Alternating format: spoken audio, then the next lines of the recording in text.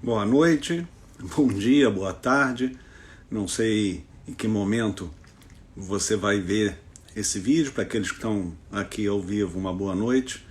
Eu estou esperando o Nélio. Ó, o Nélio entrou aí. Né?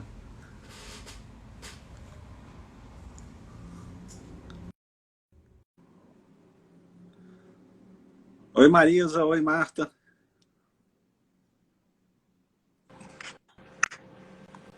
Nélio, você está de lado, Nélio. Agora melhorou.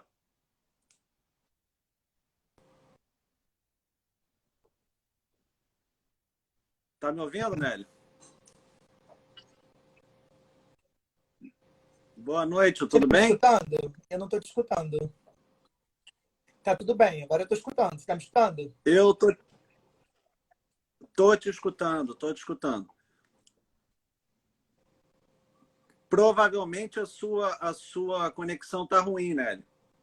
Tenta sair e entrar de novo. Agora melhorou.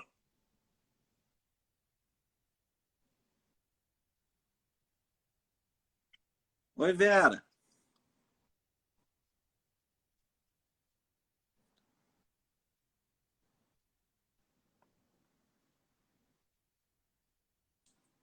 Nélio, você está travando. Tenta sair e entrar de novo, Nélio.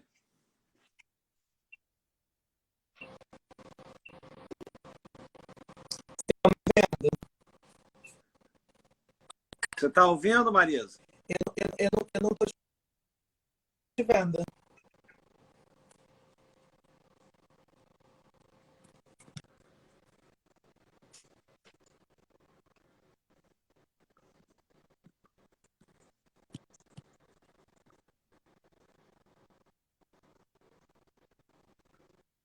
Marisa, você consegue me ver?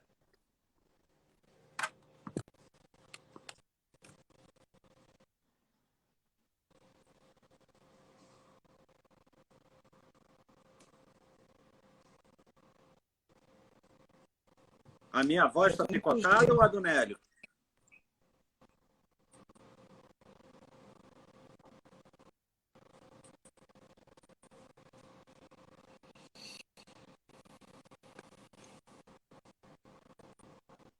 A minha voz também está picotada, né?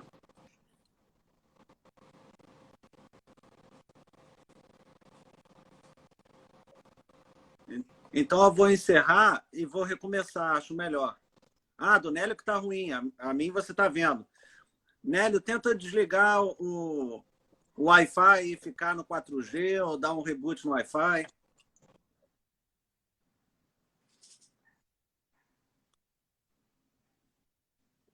Boa noite, Guilherme.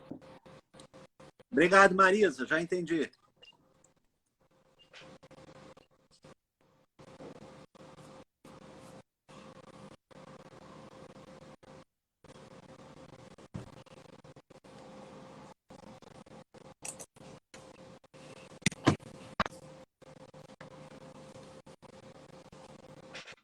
Essas coisas acontecem nesse mundo online, né?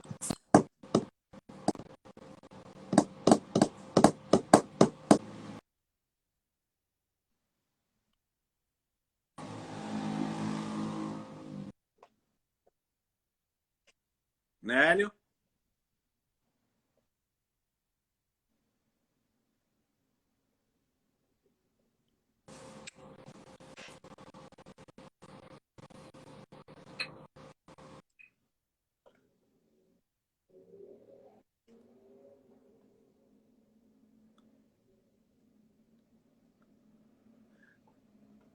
Nélio, eu vou te tirar e você volta. Você volta novamente, Nélio.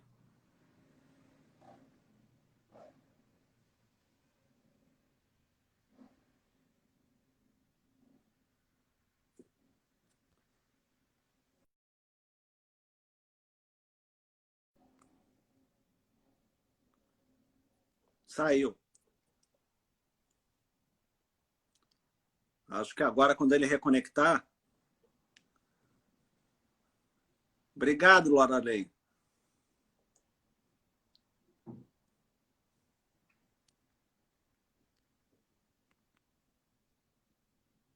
Vamos esperar o Nélio, porque afinal ele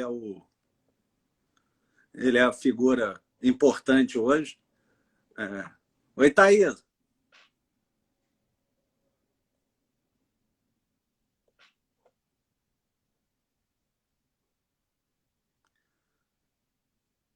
Vamos esperar mais um pouquinho. O Nélio teve problema com conexão. Já voltou aqui, já me pediu autorização. Autorizando. Oi, Patrícia. Saudade de você, Patrícia. Agora eu estou escutando. Agora está me ouvindo, Nélio?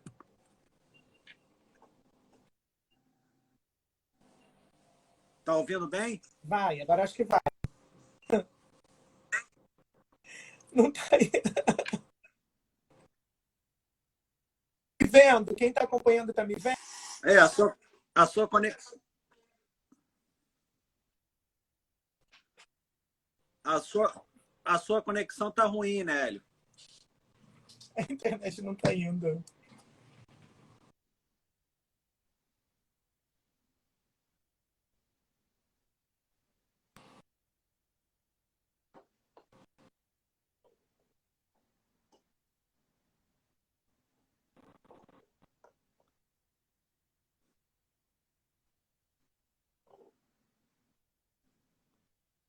Está travando, Nélio.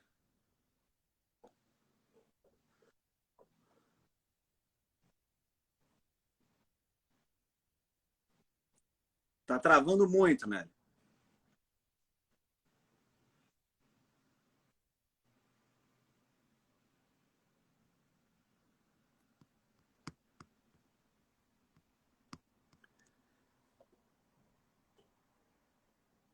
Tenta. É melhor sair e entrar novamente e reinicializa o seu Wi-Fi ou usa o 3, 4G para tentar contactar.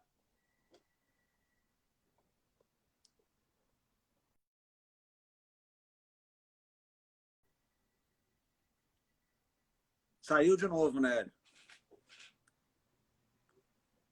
Foi aquilo que eu falei, né? Essa vida moderna, as tecnologias às vezes pegam a gente de calça curta, né? Essas coisas acontecem nas melhores famílias. Mas como o Nélio é aquele que tem algo a nos dizer, a gente vai aguardar pacientemente por ele.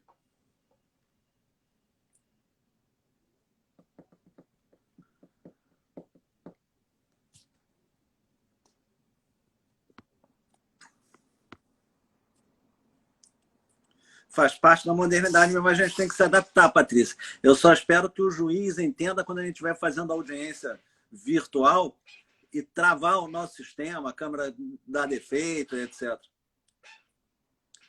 Eu só espero ter esse tipo de compreensão também.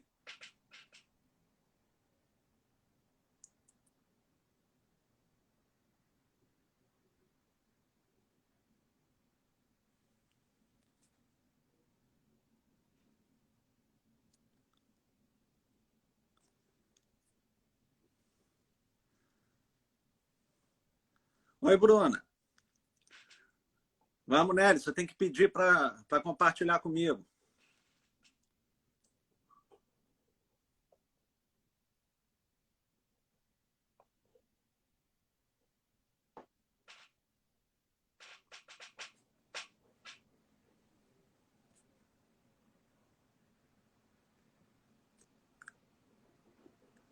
Nélio, você está aí?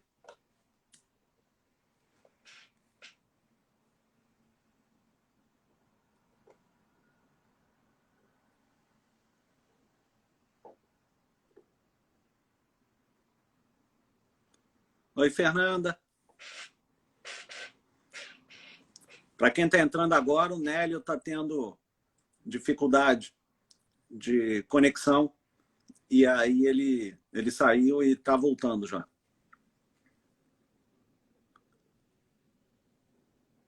Vamos esperar um pouquinho.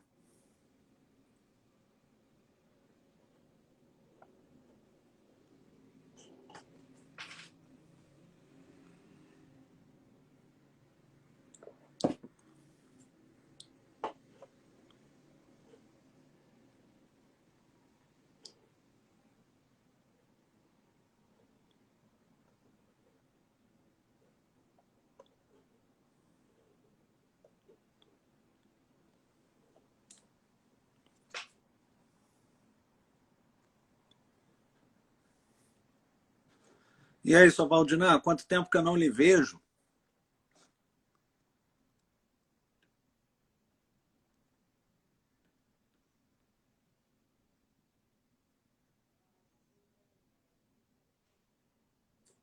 Deixa eu ver se o Nélio já voltou.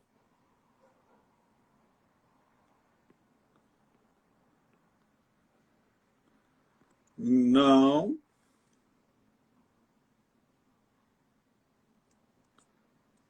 Nélio ainda não voltou.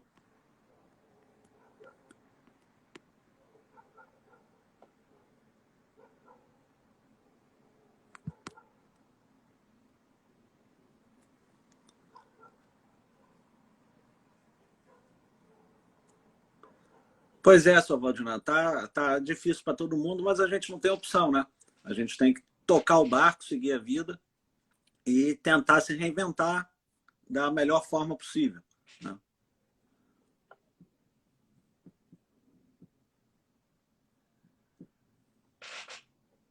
Oi, Fernanda.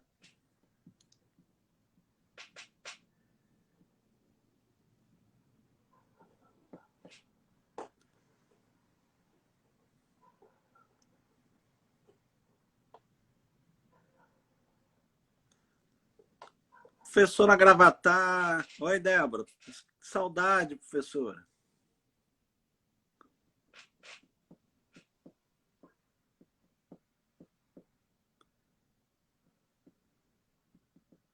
Estou esperando o Nélio. O Nélio teve problema de comunicação. Já voltou.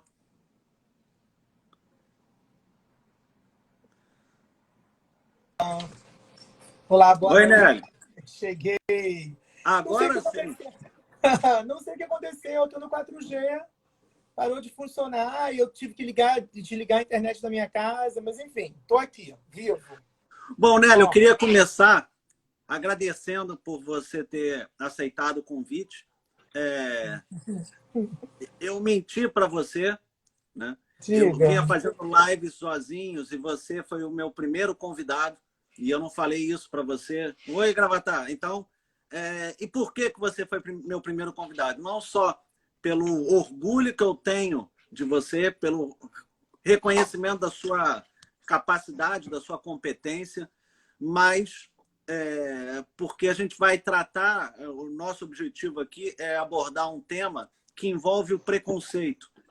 E nesse mundo monocórdico que a gente está vivendo, né, monossilábico, os diálogos monossilábicos que as pessoas não se falam, querem impor as ideias do outro, você trazer um olhar de respeito ao próximo, né, de respeito àquele que pensa de forma diferente de você, eu acho que é importante. Por isso que você foi escolhido como primeiro convidado. E olha que eu tinha uma enormidade de pessoas a convidar, você conhece muitas, né? A pessoa Gravatar, por exemplo, que está aqui, seria uma delas, mas eu quis fazê-lo com você. Então, eu quero te dizer que eu estou muito feliz que você está aqui e queria pedir para que você se apresentasse para as pessoas que estão nos acompanhando, para saberem não só quem você é, mas o que você faz e qual o seu trabalho. Primeiro, boa noite. Eu estou vendo umas pessoas muito legais passando aí, o Valdinã, a Loralaine, a Isabelle Gravatar. Eu vi, enfim, um bando de pessoas muito legais passando. Talvez eu não vá conseguir agradecer todas, né? Mas eu estou muito emocionado também, porque eu estou nessa caminhada aí no direito lá de 94, e aí daí eu larguei para lá e voltei agora. Fui aprovado na OAB, mas estou assim, nessa coisa do jovem advogado com 44 anos, precisando de vocês aí nesse início do caminhar, né? Porque tem muito que aprender no direito, né? E essa questão de família e sucessões, que você é especialista, é um grande desafio porque lida direto com pessoas.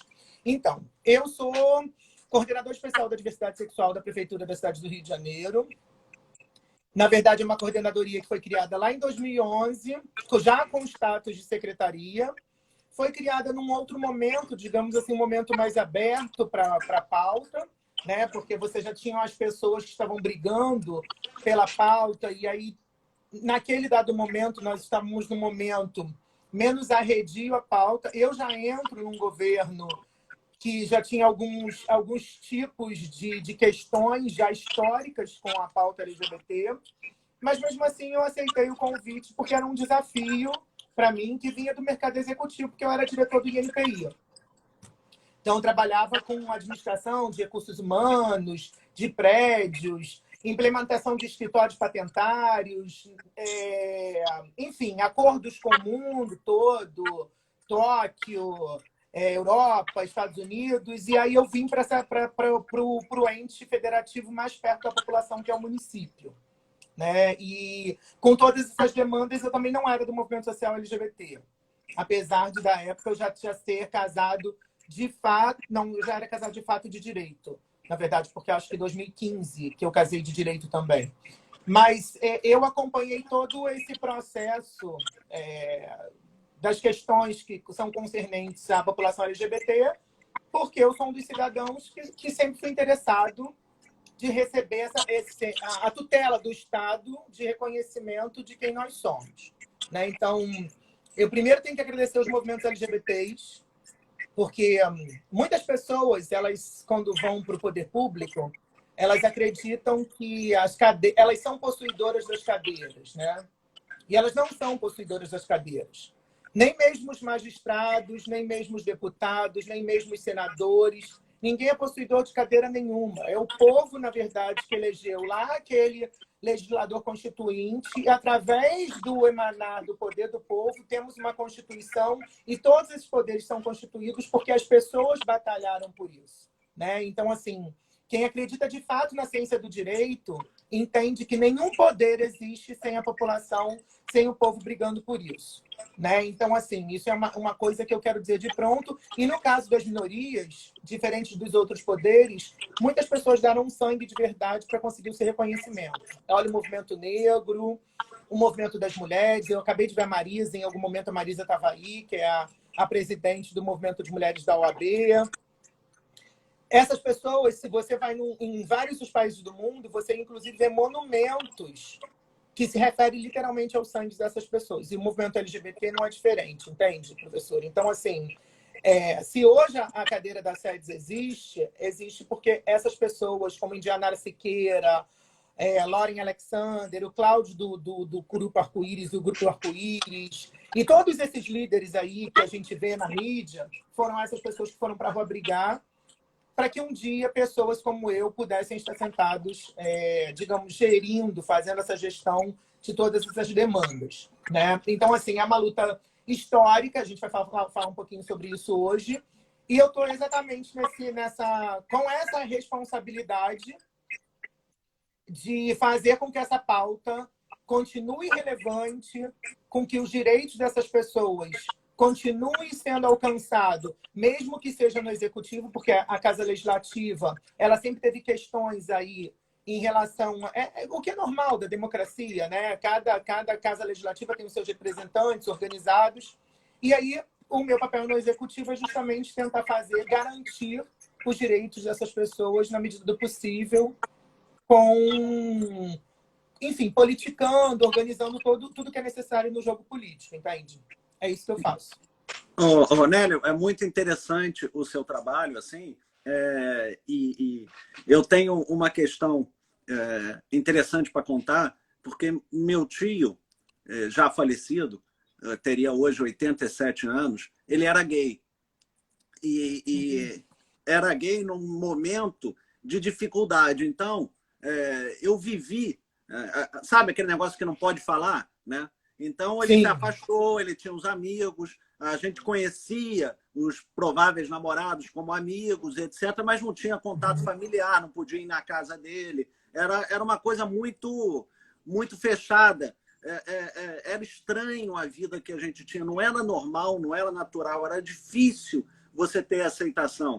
E eu me lembro que, na década de 90, eu participei de um programa de televisão da Lúcia Leme. Você que é jovem não sabe, não sabe nem quem é. Né? Eu tenho 44. Eu tenho 44 anos. Eu sei quem é. Tá bem conservado. Era um programa de debate, assim, ao ar na TVE. Sem censura. Não sei, censura. Sem censura. Isso. E aí eu fui nesse programa para defender o projeto de lei da então deputada Marta Suplicy, que reconhecia a possibilidade de uma sociedade de fato entre duas pessoas do mesmo sexo que poderiam fazer por escritura pública. E eu dizia para ela, certamente ter pessoas em casa olhando para mim como se a gente só pudesse defender as bandeiras que a gente do nosso próprio sentimento, né? E, na verdade, a gente tem que defender as bandeiras em razão do próximo, em respeito ao próximo. Agora, por exemplo, eu sou apedrejado, como era lá atrás, eu sou apedrejado por defender o poliafeto, né? Olha, eu não quero isso para mim, né?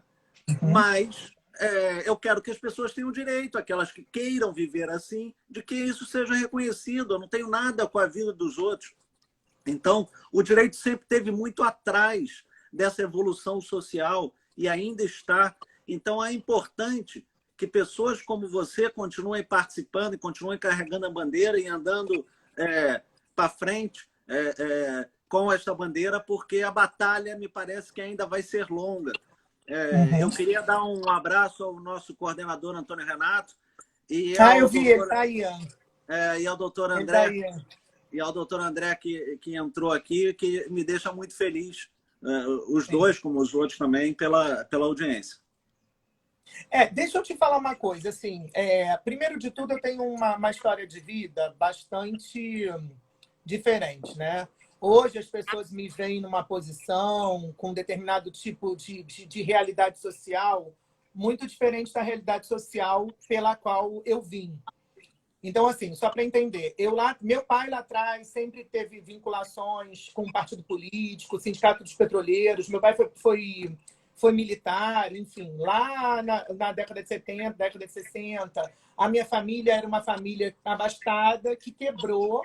E o meu pai, na verdade, sempre foi uma pessoa que teve muitas mulheres, se é que você me entende. Então, também acabou quebrando a família e fez com que a gente tivesse...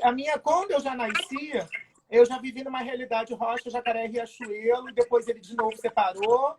Então, assim, eu tive uma realidade, digamos assim, de adolescência, muito sem dinheiro. Então, eu sempre tive muito que estudar para conseguir chegar até aqui. Então, assim, às vezes as pessoas me encontram nesse momento, nos cargos públicos, que eu sou muito agradecida. Não sei se o deputado o Vavá disse que ia estar aí hoje, deputado federal do meu partido, estaria assistindo a gente, mas eu sou muito agradecida às oportunidades que o grupo Republicanos me deu e tudo que eu estudei para passar nos concursos que eu passei, enfim. Eu posso dizer que Deus, lá pelas tantas, quando eu achava que ele me faltava, ele me dava a mão e as coisas iam dando certas na minha vida, até trazer o meu casamento, que na semana que vem eu completo 12 anos de casado. Parabéns! Então, assim, só para entender. Aí, por que eu falei isso? Porque, na atualidade, eu falo muito facilmente de países, de lugares que eu vou. Inclusive, tem lá um mapa com todos os meus pins marcados, dos lugares que a gente vai, etc. E aí, às vezes, as pessoas, quando eu falo assim, as pessoas esquecem que eu já andei de trem, eu já vendi sacolé. Então, assim, eu sempre falo para as pessoas dos movimentos sociais, né? Dos movimentos sociais. Eu não me sinto muito capaz de falar dessa história de vida minha, porque eu acho que é uma fala muito mais das pessoas que estão num momento de vulnerabilidade.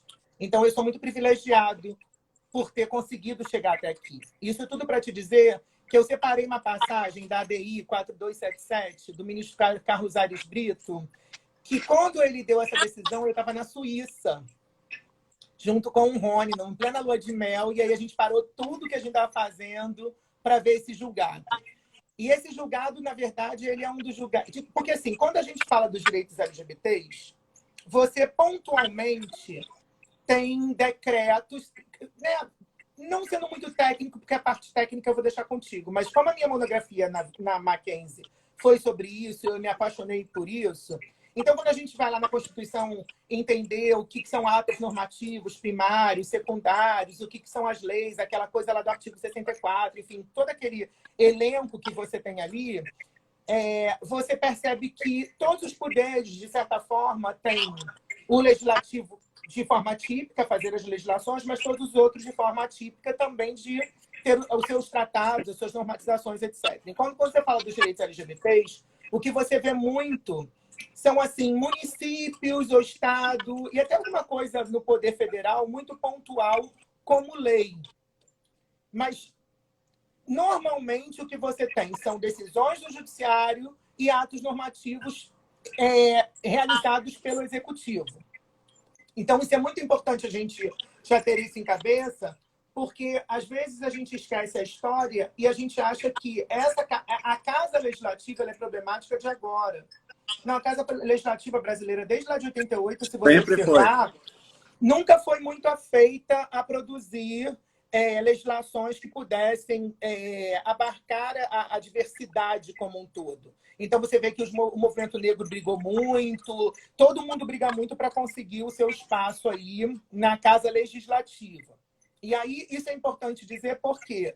Porque quando você vai para o judiciário, o advento da compreensão da Constituição, quando você pensa em mutação constitucional, quando você pensa em interpretação conforme, isso que trouxe a luz para a população LGBT. Porque quando você vai lá olhar, por exemplo, a questão do casamento, você vê que o que é questionado é um artigo do Código Civil, a constitucionalidade de um artigo do Código Civil, para que ele seja interpretado de forma conforme, ou seja, trazendo esse colorido da sociedade para que as pessoas possam ser felizes. E aí... me permite só interromper um segundo, porque é interessante contar a história, por que foi reconhecida a união estável, que parece que as pessoas não sabem, e não sabem quem foi que fez as ações. Isso é o momento anterior. A união estável homoafetiva, na verdade, foi uma questão do Estado do Rio de Janeiro. Isso. Que um funcionário público faleceu e esse funcionário público tinha uma união estável com um homem. E a questão era, eu pago a pensão para esse companheiro ou não pago? Né? E quem assinou a DPF e a ADI foi hoje ministro Luiz Barroso, quando era então procurador do Estado do Rio e podia advogar também. Então, é interessante a gente ver essa evolução e qual foi a origem, porque eu costumo dizer para os alunos que a história do direito é importante, que o direito não cai como uma jaca. Né? Hoje tem reconhecido tais direitos. Tá bom, mas como é que a gente chegou até aqui? Né? Isso. A visão síncrona, na verdade, ela traz muitas, como que eu posso dizer assim, muitos encaminhamentos positivos. Mas se você não se afastar um pouquinho dessa visão síncrona, ou seja, só ver aquele momento para lá, você esquece todo um processo que aconteceu. Então, por exemplo, quando você faz isso para gestão, isso às vezes te ajuda muito, porque, tipo assim, se você for gastar um tempo enorme para poder tomar uma decisão, você acaba afundando um barco. Mas quando você fala de história humana, história dos direitos das pessoas, hoje mesmo a gente vê muito isso. Porque às vezes a gente vê um gestor público tomando uma decisão e a gente diz assim, mas peraí, antes disso tinha isso aqui, olha, tem todo um caminhar para chegar até aqui. Ou seja, o que nasceu antes, o ovo ou a galinha? E aí você entra numa discussão gigante sobre isso e parece que há uma necessidade das pessoas o tempo todo se sentirem geniais, mas não existe genialidade, existe história que carreia tudo para que a gente chegue até aqui. Então, só para você ter uma ideia, eu vou ler um pedacinho, só esse pedacinho que eu achei tão lindo que o ministro Carlos Aires Brito elencou num dos itens para poder fechar a sua decisão. Ele diz assim, ó, no item 27, para quem quiser acompanhar aí, é a DI 4277 do Distrito Federal, e ele minudencia o voto o acórdão dele, e aí ele no item 27 ele diz: mas é preciso lembrar que o substantivo preconceito foi grafado pela nossa Constituição, com sentido prosaico ou dicionarizado que ele porta. Ou seja, preconceito é um conceito prévio, uma formulação conceitual antecipada ou engendrada pela mente humana, fechada em si, e mesmo por isso carente do apoio da realidade. Isso, na verdade, digamos assim, ao meu ver, é o coração de tudo. Por quê? Porque quando você fala da interpretação conforme e você fala dessa luta dessas pessoas que chegaram até o Supremo Tribunal Federal para exigir o seu espaço, e aí eu não sei se a gente vai ter tempo para falar de tantos outros, mas se você for olhar a questão do nome social, aí você vai lá no Pacto São José da Costa Rica, você vai lá no princípio do Yogyakarta, você vai em todos os movimentos mundiais desses tratados, desses contratos sociais, até chegar a uma resolução do Conselho Nacional de Justiça. Então, quando você faz um levantamento disso, e às vezes as pessoas elas até meio que se apropriam do que é decidido, não existe. O que existe são muitas pessoas reclamando seus direitos. E aí, como você estava falando do seu tio, por muito que você trouxe a questão da união estável, que é um passo antes desse passo. O que aconteceu? Para a gente chegar a ter uma certidão de casamento, advogados como você e como todos os outros que tentaram ajudar, por falta da questão da interpretação do judiciário, do legislativo, foram tentando achar os ramos do direito para poder salvaguardar, principalmente, o patrimônio dessas pessoas.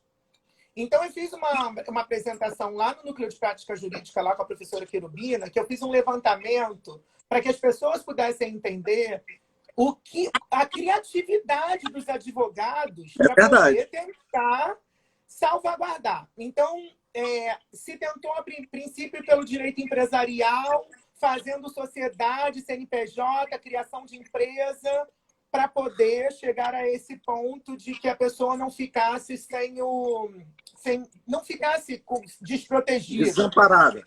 Desamparada. Aí o próprio direito empresarial, por outro lado, trazia side effects, né? Na verdade, você vai decidindo uma coisa, mas aí outras coisas, tem ação e contração, né?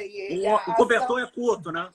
Isso, aí não vai dando conta, porque você fala de relacionamento humano, como você vai dividir? Aí depois as pessoas brigam, mas aí não é uma separação, e sim uma divisão de bens de uma sociedade. E aí o judiciário ficava perdido com isso. Da mesma forma que, por exemplo, a Indianara. Hoje mesmo eu estava conversando com a Indianara, que é, digamos assim, a feminista do movimento trans. Então, eu não sei se vocês sabem que foi ela que foi a primeira.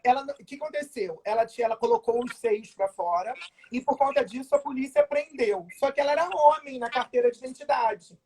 Então, se perguntou, mas e aí como que resolve? Se ela é homem, o homem não pode tirar a camisa? Só para você ter uma ideia, isso foi parar até o Supremo Tribunal Federal para resolver justamente essa questão. Da mesma forma, o casamento também. Porque, assim, aí foi para o direito contratual. Aí chegamos nessa etapa que você está falando, que é a questão da união estável. Mas a união estável também, o que acontecia? Aí a família, na verdade, reclamava o reconhecimento. Ou seja, todas as decisões, até você chegar à certidão de casamento, elas foram muito importantes, mas sempre ficava nos questionamentos dos tribunais. Então, eu vou contar a minha experiência, como eu prometi para você, de dividir a minha experiência. Eu nunca pensei em casar, de verdade.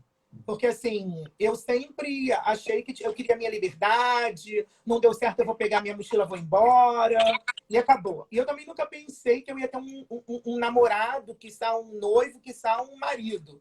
Porque eu sempre fui muito assim, sabe, sem porto. Né? Eu vou por aí, vamos nessa. E aí aconteceu, uma senhora da minha igreja parou eu e o Rony e falou assim pra gente, eu quero que vocês saibam que eu gosto muito de vocês, e um casal lá do meu prédio, um dos meninos faleceu e a família arrancou todos os bens e botou o cara para fora. Era isso muito a gente comum tá falando, isso. Sei lá. Isso. Era não, muito mas comum. a gente tá falando isso a gente tá falando de 2015, eu acho. Já era agora, sabe? Século XXI.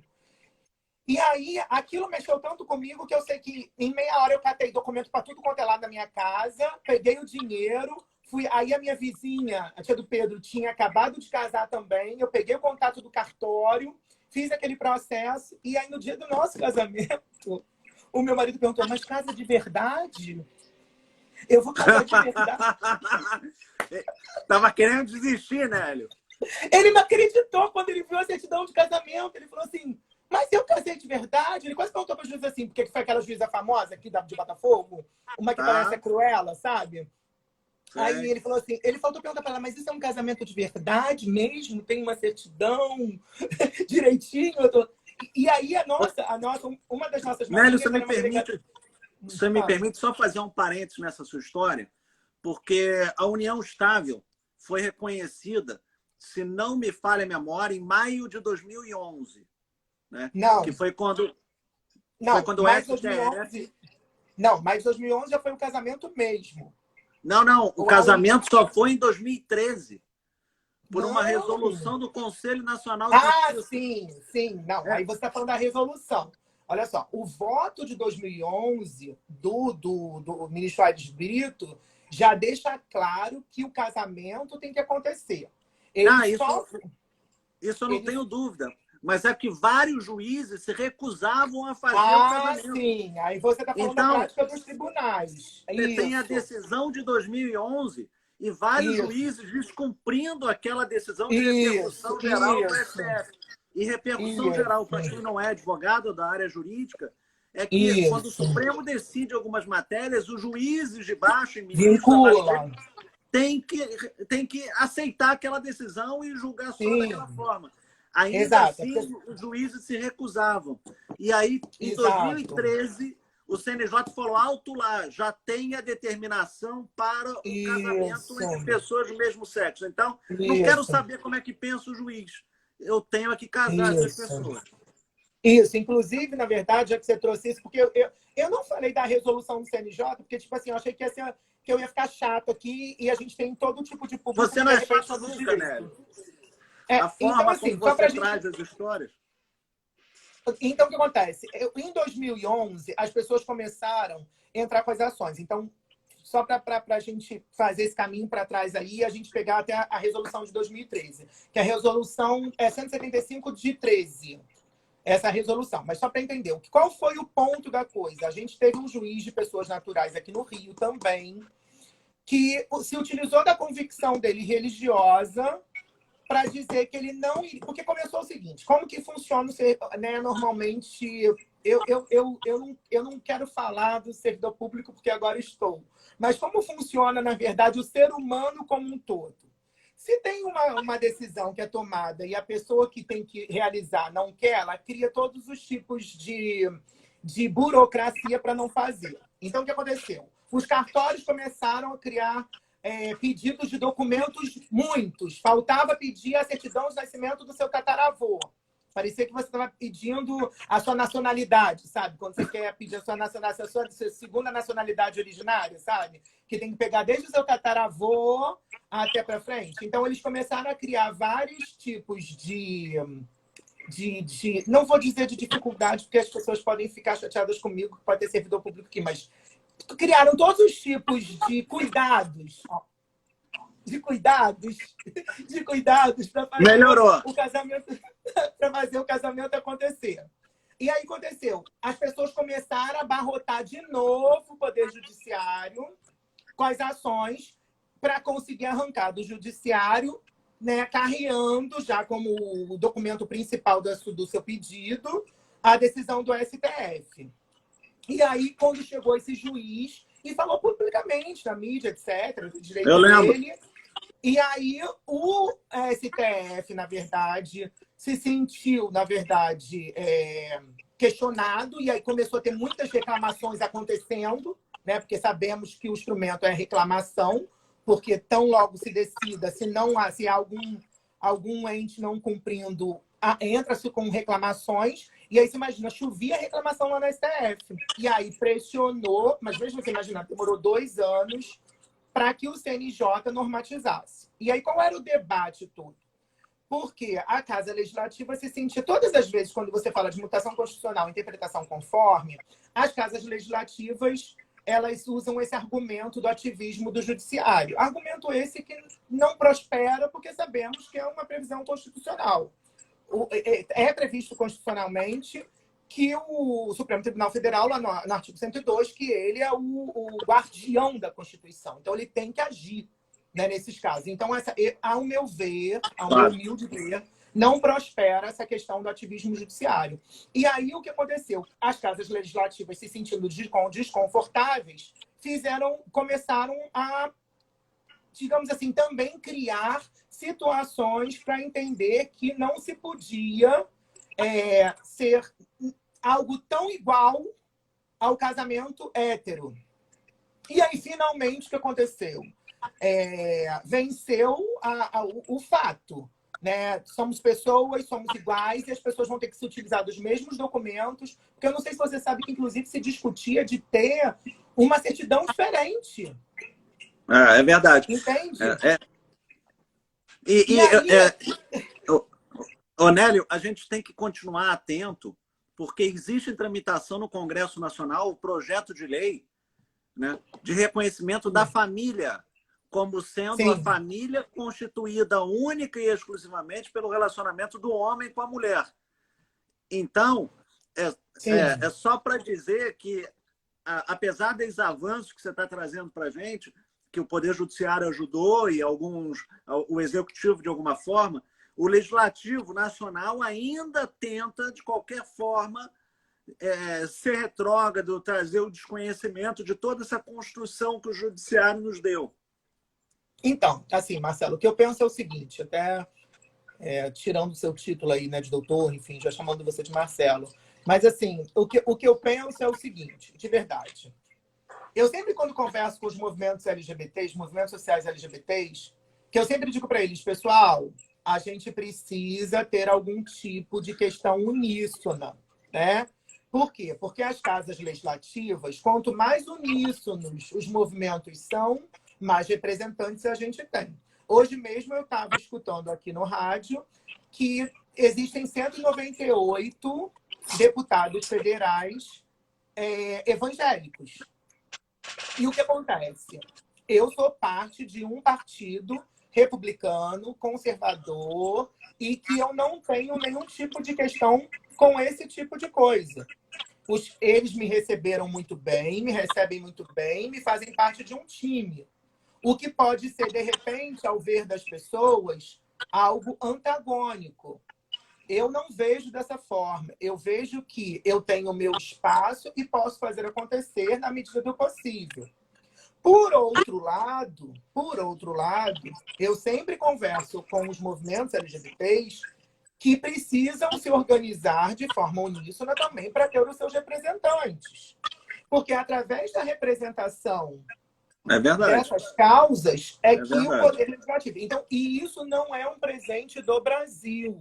Isso é um presente do mundo. Você vai aos Estados Unidos, você vai por aí afora e você vai vendo as suas representações acontecendo.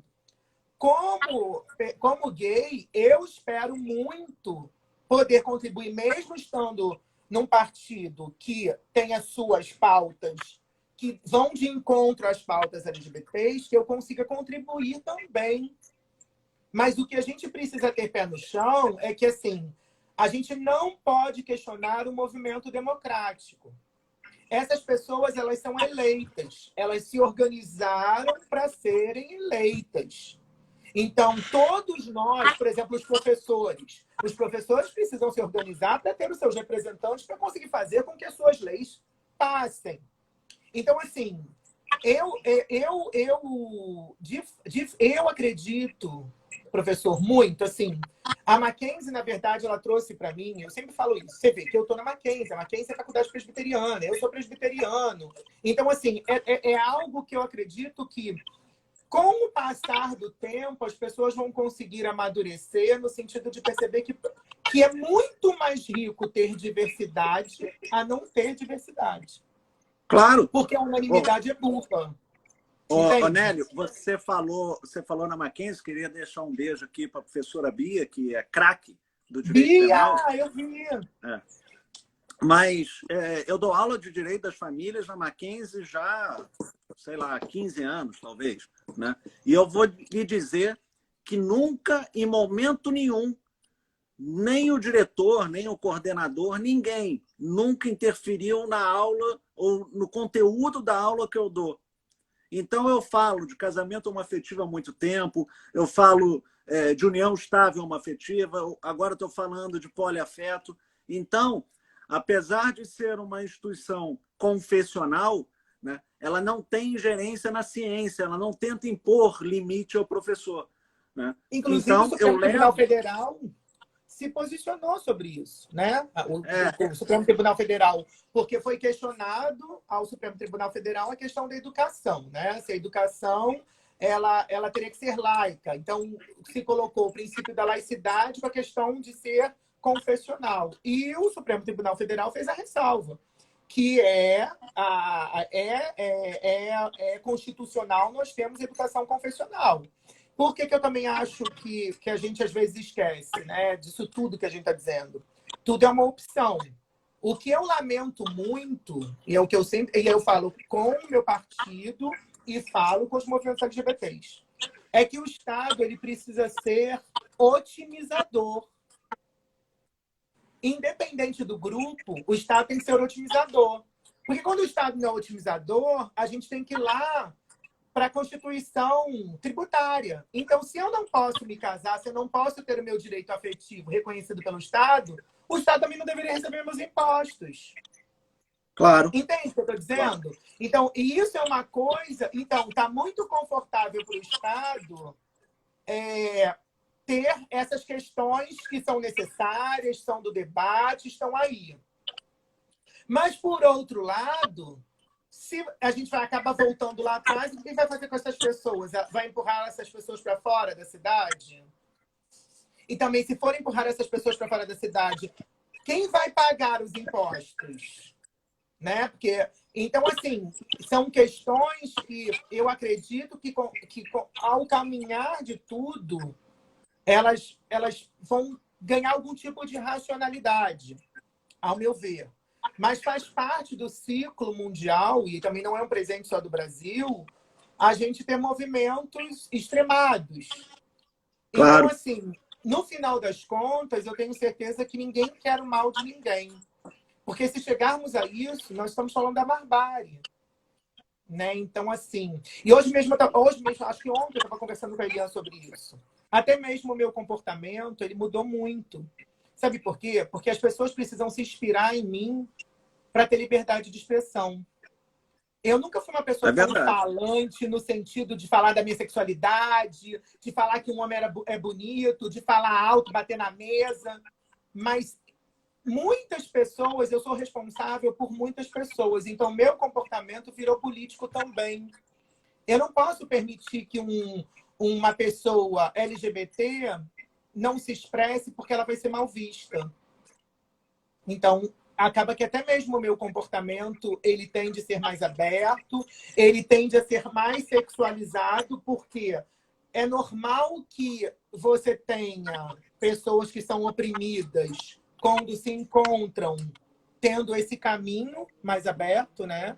E até mesmo da agressividade. Eu vi falando sobre isso também. Você imagina pra gente que o tempo todo a gente faz uma reunião e as pessoas ficam comentando, né, chamando a pessoa de bichinha, de não sei do quê, inclusive questionando a capacitação da pessoa. Eu já passei muito por isso. Imagina, o preconceito, ele se expressa de diversas formas, né? Sim, sim. Por exemplo, você tem uma ideia. Como professor de inglês, eu consegui meu espaço porque eu sempre fui o melhor. Mas se você for olhar nesses colégios de elite que ainda acreditam que o professor ele tem que ser um exemplo para o seu filho, para os filhos daqueles que se dispõem a pagar 4 mil, 6 mil, 10 mil reais de mensalidade, eles continuam com o movimento binarista. Tem que ser homem e mulher, por quê? Porque senão o filhinho do riquinho vai virar viado porque o professor é assim. Desculpa ter a expressão. Mas, assim, eu consegui furar muito esse caminho, entende? Essa questão da transferência, né, da sexualidade para os filhos ou para os alunos, isso é uma questão interessante, porque esse foi um preconceito também que abarcou os homoafetivos. A primeira adoção de casal homoafetiva, se não me falha a memória, foi em 2005. A gente está falando de 15 anos atrás. Antigamente era só um dos dois que adotava. Se o juiz soubesse que era homoafetivo, talvez não permitisse a adoção, né? Então, E o STJ só se posicionou sobre o tema em 2010. Então, perceba como essa é uma luta recente. E qual era a justificativa? E até hoje eu ouço essa justificativa, né? Se há um casal homoafetivo com um filho, esse filho vai ser homoafetivo também. Ora, Exato. se essa lógica fosse válida, não teríamos homoafetivos no mundo, porque todo homoafetivo é filho de um casal heteroafetivo, né? Ou era, pelo menos. Agora tem outras formas de paternidade e maternidade. Então, a sexualidade dos pais não se transmite para os filhos dessa forma. Um casal homoafetivo pode perfeitamente criar bem uma criança. E eu recomendo para todos os preconceituosos que são contra a adoção por casais homoafetivos que frequentem um abrigo, que visitem um abrigo, que vejam uma criança albergada. E uma vez que você vê essa criança albergada, se você pensar que o ideal para ela é continuar no albergue do que viver com um casal homoafetivo, é porque a sua humanidade já se esvaiu pelo ralo. Porque, então, é o que eu estou dizendo, exatamente. A gente está entrando até desculpa, gente, o palavrão, mas assim, porque quando eu me remeto à sala de aula, lá atrás, eu passei por muito preconceito na minha carreira de professor. E aí depois foi preciso de eu passar em concurso público, ter cargo público, para que as pessoas hoje, que lá atrás me recusaram, me chamem para dar aula e dizem assim, não, obrigado, amigo, eu já estou numa outra posição, acho o máximo, enfim. E lamento, porque os alunos me perderam como professor, mas assim, a escola fez uma opção. Também outro teve ganho com isso, né? E aí a gente tem que pensar tal como isso. O Estado, quando ele se comporta via o ser humano, né? Porque não tem como ser diferente, né? Ele tem que pensar exatamente nisso. Porque o Estado, ele diz assim, então, determinado tipo de grupo ou determinado tipo de pessoa não pode fazer determinado tipo de ação. Então, quando você nega esse direito para essa pessoa, quem tem que fazer? O Estado. E olha o que o Estado entrega. Pois é. Entende? Então, assim, veja, a gente acaba entrando numa questão de temeridade. E é muito bom que as cortes, na verdade, comecem a pensar nisso, porque eu gostaria muito que fosse diferente. Eu gostaria muito que os direitos fossem negados e os direitos que fossem negados, o Estado desse esse direito, né? Mas o Estado também não dá. Então, assim, mas, de novo, faz parte, assim, eu deixo isso muito claro. Eu sempre vou acreditar na democracia. E eu sempre vou acreditar naquela máxima de presidente americano que eu morro, mas eu prefiro que você tenha direito de se expressar. Então, óbvio, assim, por mais difícil que seja para mim escutar algumas coisas, eu sempre prefiro escutá-las. Então, esse é um ponto. Porque, assim, eu costumo sempre dizer para as pessoas, mas por que você está assistindo esse canal se você está dizendo que nesse canal tem programas que não te agradam? Então, use o controle remoto e troca o canal, né? É verdade. Que bom que tenha 1 milhão de canais de TV, né? Que bom que tenha 1 milhão de canais de TV. Que bom que o Brasil um dia tenha, assim, a possibilidade de aceitar tanta diversidade e que vivamos a riqueza da diversidade. Né? Mas é que, Nélio, muitas pessoas têm dificuldade no exercício da própria liberdade. Sim. Né? Se você dá liberdade, elas não sabem o que fazer com a liberdade. Então, a liberdade de trocar de canal é algo que vai contra a essência dela própria. Ela está acostumada com aquele canal todo dia. Ela está acostumada com aquele resultado. Mas ela quer um resultado diferente. Tem que fazer diferente, né? Se você faz a mesma coisa, você vai ter o mesmo resultado. Isso é óbvio. Olha, só pra gente, a professora Isabelle, junto com o professor Leandro, vão fazer um ao vivo, uma live dessa comigo e com o Eric. Uma live para poder falar sobre a questão de empregabilidade. Só para você ter uma ideia. Se essa questão... Quando vai ser, Nélio? Quando vai ser? Não sei, qual é o caminho? Eles vão me informar. Eles estão montando, a Isabelle que está montando aí. Mas, assim, o ponto é que se essa questão da diversidade ela realmente fosse impeditiva para qualquer coisa, você não teria as maiores marcas do mundo se preocupando em ter diversidade. Aliás, quem estuda marketing, porque assim, graças a Deus, eu sempre fui uma pessoa que estudei muito, né? Então, lá pelas tantas da minha carreira, eu fui estudar na FGV. E aí eu estudei finanças. Então, Nélio, só um segundo. A professora Gravatá está dizendo que provavelmente vai ser na próxima semana. Gravatar, sou seu fã. E aí, Somos dois. Então, a Gravatar é minha caroneira, minha vizinha aqui da frente, dali do início, dali um pedacinho aqui da rua, da minha rua para frente. Mas, enfim. Ô, Nelly, posso te interromper? Desculpe. Pode. O que é bom dura pouco. A gente está com pouco tempo agora, nossa live já está terminando. Faltam 5 minutos. É triste, né? Enfim, olha, óbvio. deixa eu só falar para vocês. Tudo que eu estou dizendo aqui está organizadinho lá no site da SEDES Rio. Basta você entrar no Google. É Coordenadoria Especial da Diversidade Sexual do Rio, da Prefeitura do Rio de Janeiro. Está tudo lá organizadinho. O trabalho da Prefeitura do Rio é um trabalho muito sério. O prefeito Marcelo Crivella, desde 2017, a despeito de tudo que se diz, ele sempre me deu espaço para trabalhar. Inclusive, lá na FGV, eu fiz uma mesa de abertura de um curso de gestão internacional, que eu sempre falei, nós precisamos nos unir. Né? E, assim, estamos entregando um trabalho muito bonito, né? E nos respeitando. Mas quem quiser, na verdade, conhecer mais essa questão da legislação LGBT, dos direitos conseguidos. Tem a minha monografia que eu estou botando lá no site, mas está tudo organizadinho lá no site da SEDES. E dizer sempre às pessoas, o papel do Estado é esse, o papel do Estado é essa coisa. Você vê, ele está falando sobre afetividade. Tem noção de quantos questionamentos vai ter nisso, principalmente de sucessão, de patrimônio, de bens? E aí, como que o Estado lida com isso?